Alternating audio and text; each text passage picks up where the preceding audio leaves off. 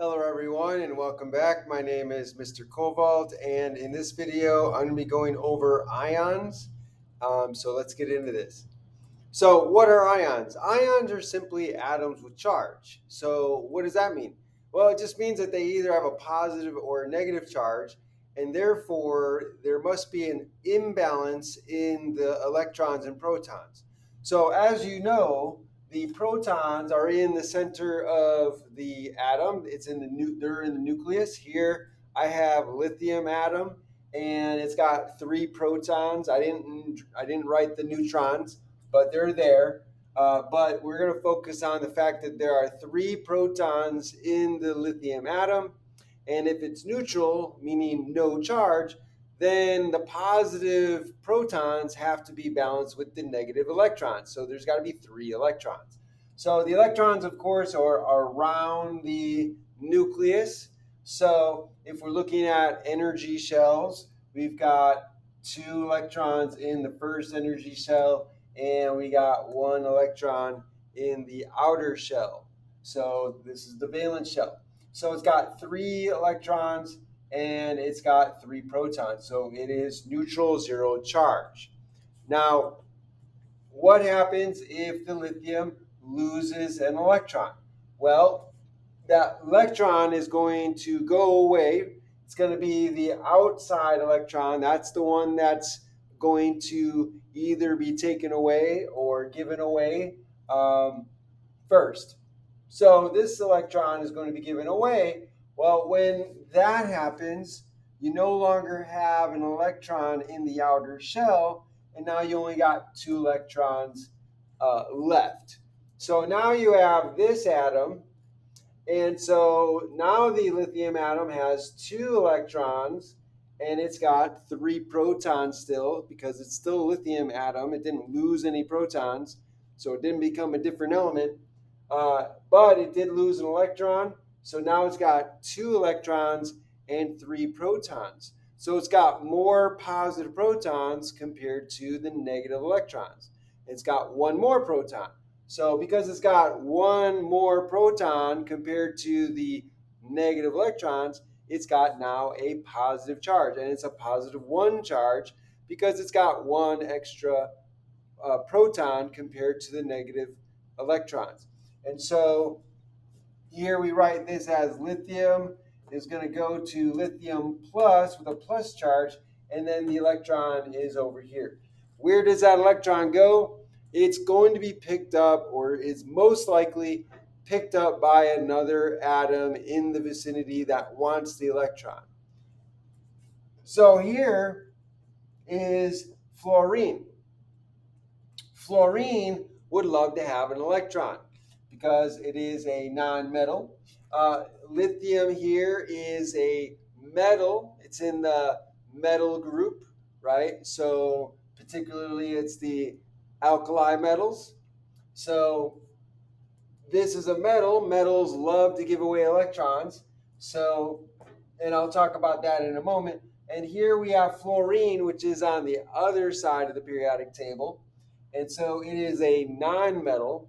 And so nonmetals like fluorine like to gain electrons. So they want an electron. Why do they want an electron? Because they want to fill up this outer shell. And I'll explain why that is in a moment.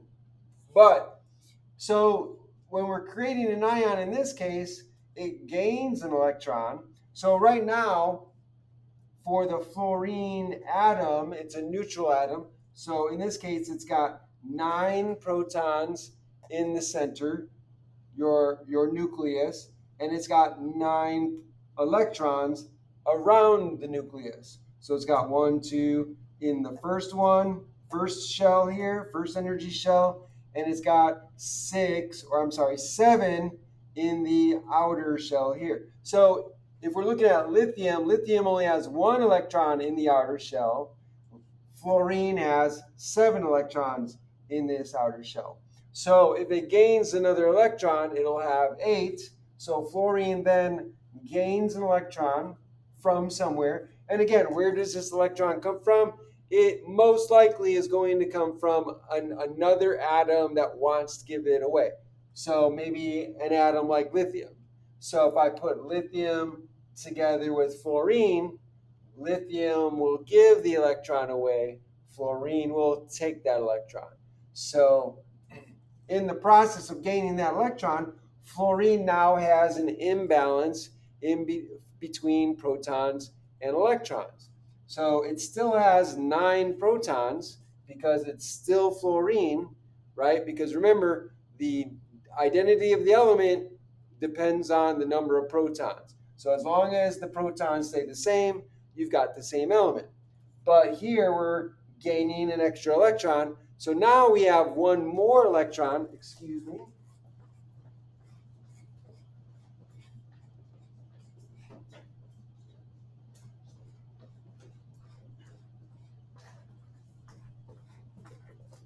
Sorry about that. So because now the fluorine atom has 8 electrons on the outside and 2 in the inside here, that means it has a total of 10 now. So it's got 10 electrons, but it still only has 9 protons. So it now has one more electron, one more negative charge. So that means it now has an overall 1 negative charge. So it's a negative, that's a negative 1. So in this case, now we have fluorine atom is now a fluoride ion. It's now an ion. So what do we call positive ions? They're given a name cation, not cation, right? Some students will, when you first see this word, you might be tempted to say cation, but it's not cation, it's cation. So cations are positive. Positive ions we call cations. Um, Negative ions we call anions. So not anion, it's anion. So negative ions are anions, positive ions are cations. So let's get back to why this is happening. So that's an introduction to what we mean by atoms with charge, right? Ultimately, it's because there's an imbalance in the number of protons and electrons. And the reason for that is because you either gained electrons or you lost electrons. So now the question is, why do the atoms gain or lose electrons? What is the goal? What's the purpose of losing or gaining electrons? Well, the purpose is to be stable, right? That is why atoms react. They want to be stable. The most stable elements on the periodic table are the noble gases. Those are your group 8 elements. Group 8A or group 18, depending on what numbering system you're using. But the last group, all the way to the right of the table, that last group is your noble gases. That's group 8. Why are the noble gases so stable? It's because they have a full outer shell. And that is what all atoms want. All atoms want to have a full outer shell. And they will either lose electrons or they will gain electrons to get that full shell, just like the noble gases. So everyone wants to be like the noble gases, just like everyone wants to be like Mike in basketball, Michael Jordan. Um, all the elements want to be like the noble gases because the noble gases are stable because they have a full outer shell. So if we go back to lithium here, lithium has 1 electron in the outer shell. So what noble gas is the closest noble gas to lithium? That would be helium. So here's helium. Helium only has 2 electrons in this shell, the first shell, and that is full. So helium is stable because it has a full shell. Now,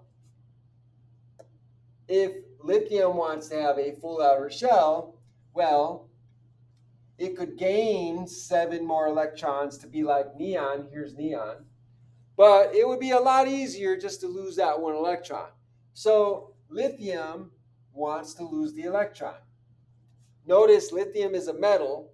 All metals have a tendency of wanting to lose electrons because they have only a few to lose to get that full shell. So look, lithium only has one electron in that outer shell. If it gets rid of this electron, that shell is no longer full, and so the full shell is this one with two electrons. So now lithium is like a noble gas. So look at that. The only difference between lithium ion and the helium is that lithium has 3 protons, helium has 2. So it's got the same electron configuration. So it has a noble gas electron configuration, for those of you who know about electron configuration. And if you don't know about electron configuration, please go to my videos on electron configuration. Thank you. So, same thing with fluorine. Fluorine is a nonmetal. Fluorine wants a full shell. And so the number of electrons in a full shell is typically 8, with the exception of this one, of course. This one here has 2, that's full. But typically it's going to be 8, right?